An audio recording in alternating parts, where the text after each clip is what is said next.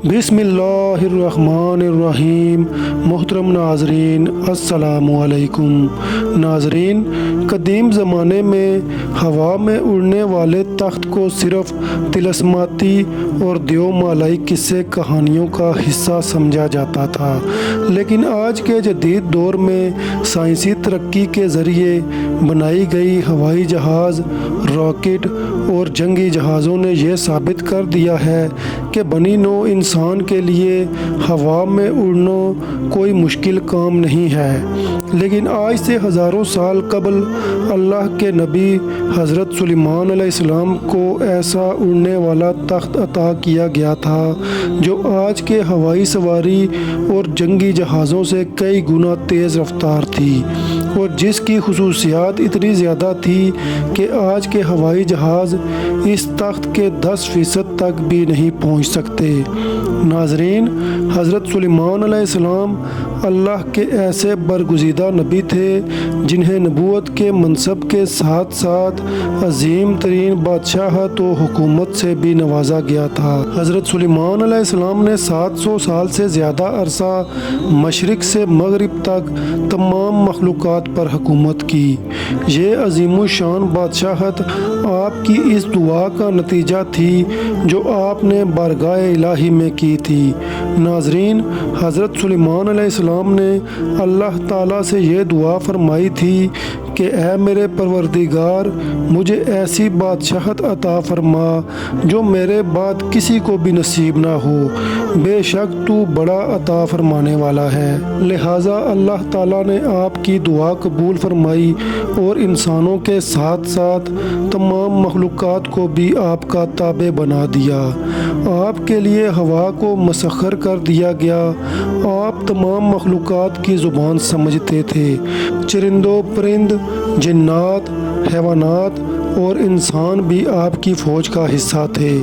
जब हज़रत सुलेमान अलैहिस्सलाम ने हुकूमत संभाली तो आपने एक शानदार तख्त बनवाने का हुक्म दिया जिसकी लंबाई 3 कोस थी। जिन्नात ने इस तख्त को बड़ी मेहनत और हुनरमंदी से कई सालों में बनाकर तैयार किया।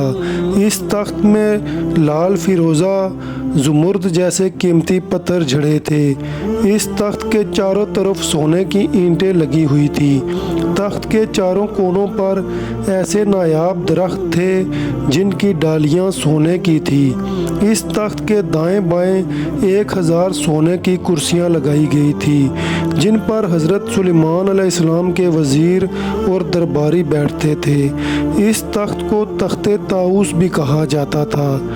जब हज़रत सुलेमान अलैहिस्सलाम इस तख्त पर तशरीफ़ लाते तो तमाम परिंदे तख्त के ऊपर मुअल्लक होकर आप पर साया करते थे। जब हज़रत सुलेमान अलैहिस्सलाम हुक्म देते तो ये तख्त हवा में मुअल्लक हो जाता और हज़ारों मील का सफ़र चंद लम्हों में पूरा कर देता।